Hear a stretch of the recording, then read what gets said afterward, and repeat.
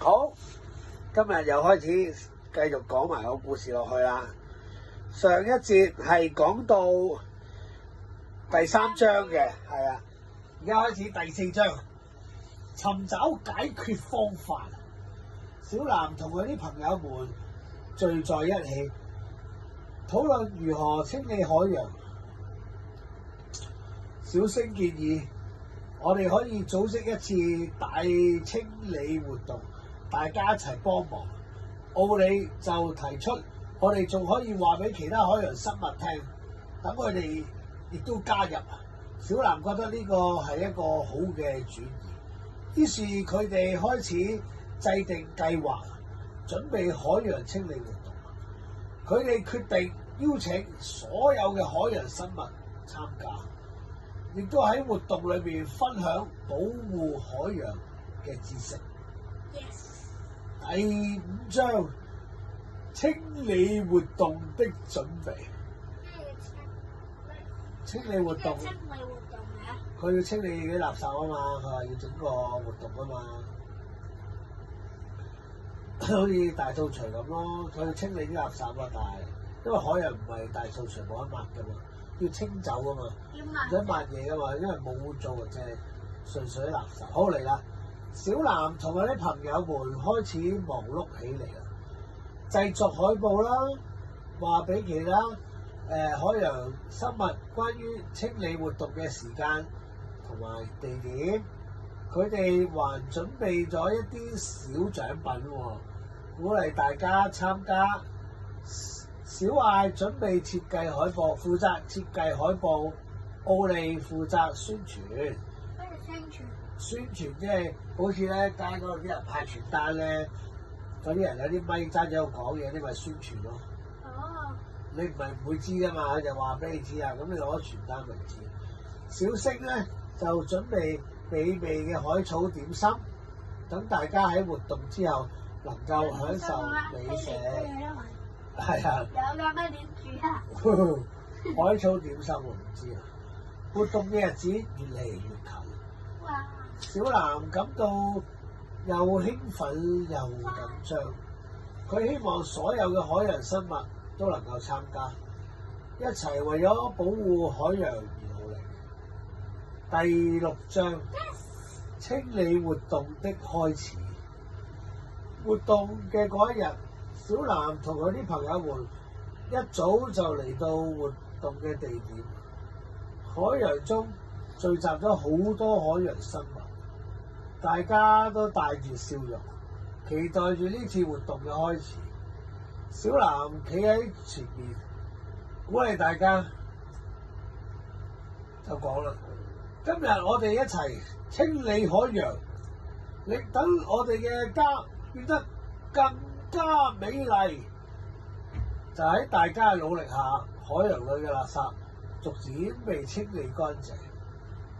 小南同佢啲朋友們都好高興，見到海洋變得越嚟越乾淨，心裏面充滿咗成就感。第7章，意外的糟蹋，就係呢個活，即係摧毀咗。哦，咩摧毀咗？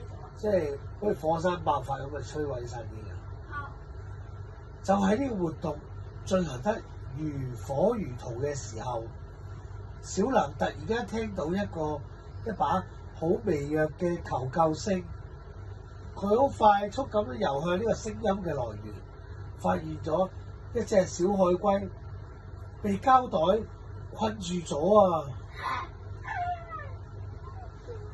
哦，唔好意思啊，各位，唔係意外的糟蹋，係意外的遭遇。重複，意外的遭遇。第7章，意外的遭遇。遭遇即係遇到一件事，咁嘅遭遇。咁好，講翻小海龜俾膠袋困住咗啊！小南心急得好心急，立刻嗌住奧利同埋小艾，佢哋一齊合作，小心翼翼咁將嗰個塑膠袋移開，幫助小海龜逃脫。逃脫之後，小海龜好感激咁樣同佢哋講多謝你哋啊！如果唔係你哋，我可能會窒息死㗎啦。小藍感到非常欣慰，明白咗保護海洋嘅重要性。第8章分享知識。小藍同佢哋啲朋友們決定喺清理活動結束之後，舉辦一個小型嘅分享會。佢哋邀請咗所有參加活動嘅海洋生物，分享保護海洋嘅知識。小星分享咗佢對清理海洋嘅重要性。奧利就講述咗海洋生物嘅習性，大家都聽得津津有味，亦都喺會上表示要一齊努力保護呢片美麗嘅海洋。係喎，點心咧？未到啊！小藍感到非常自豪，因為佢哋嘅努力。自豪即係如果你考試100分，咁你翻到屋企就好自豪，同爸爸媽媽講，係一個自己嘅感受嚟嘅。大家好開心。係啦，叻咯，覺得自己好叻咯，覺得自己好叻就係自豪。好，佢感到非常自豪啦，因為佢嘅努力開始改變咗其他生物嘅諗法。第9章新的挑戰。係啊，隨着活動嘅成功，新的挑戰。小藍同佢嘅朋友們開始思考如何點樣去保護海洋嘅意識持續落去。不過佢哋冇講過點心喎，真係可能冇派到啊，自己食晒。佢哋決定成立一個海洋保衛者嘅小組，專門負責監督海洋嘅環境，亦都定期舉辦清理活動。然而佢哋亦都意識到呢度並唔係一件容易嘅事，因為仲有好多海洋生物對保護海洋嘅行為完全唔理解嘅。佢哋需要更多嘅支持同埋參與。第10章團結的力量。小藍同埋啲朋友們開始喺海洋裏邊宣傳海洋保衛者小組嘅概念嘅理念，鼓勵更多嘅海洋生物加入。隨着時間嘅推移，越嚟越多海洋生物響應了佢哋嘅號召，參與到保護海洋嘅行動中嚟。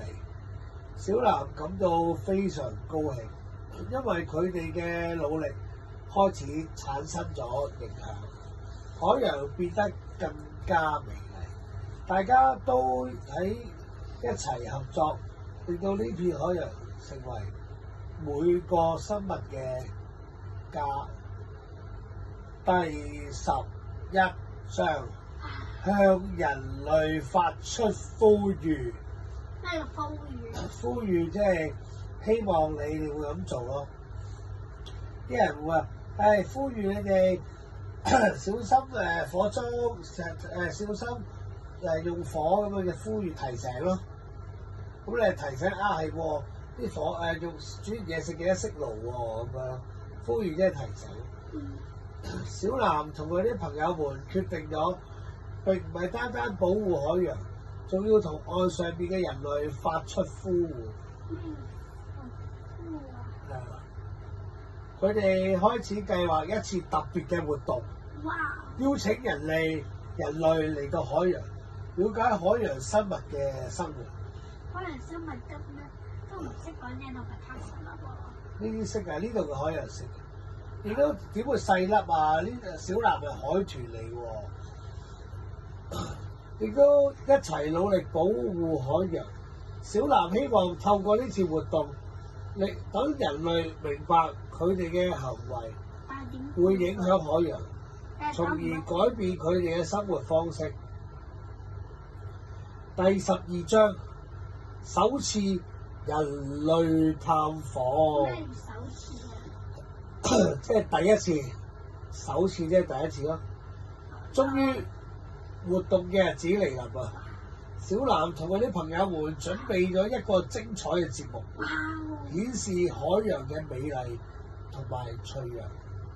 佢哋帶住人類潛入海中，等佢哋親眼見識到海洋嘅神奇。人類們睇到五色斑斕嘅魚群、悠游嘅海龜，仲有美麗嘅珊瑚礁，無不感到驚歎。佢哋聽到小藍同埋啲朋友們嘅故事，開始理解到保護海洋嘅重要性。第13章改變的契機。活動結束之後，人類們開始討論如何減少對海洋嘅影響，亦都承諾會減少使用塑膠，保護海洋環境。小藍同埋啲朋友們都感到好欣慰，因為佢哋嘅努力終於讓更多嘅人開始關心海洋。小藍明白，保護海洋需要每一個人參與，只有大家一齊努力，先能夠創造更美好嘅將來。第14章海洋的變化。隨着人類嘅改變，海洋嘅環境亦都逐漸改善。小藍同埋啲朋友們睇到越來越多海洋生物回到呢片水域，海洋變得越嚟越生機勃勃。生機勃勃即係好生氣，生機勃勃即係好多生命咯，生命力啲都喺晒度啊！啲嘢生得好好啊，可能啲生得好茂盛啊。好人生人係啊，即係如果死氣沉沉嘅相反咯，就係生機勃勃。小藍心目中充滿咗希望，因為佢哋嘅努力終於得到咗回報。佢哋決定繼續保持呢種努力，令到海洋守衛者小組成為海洋生物之間嘅榜樣，亦都鼓勵更加多嘅海洋生物參與保護行動。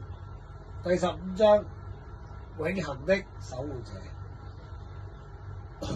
故事嚟到結尾，小藍同佢啲朋友們成為咗真正嘅海洋守衛者，唔單止保護咗自己嘅家園，仲影響咗岸上面嘅人類。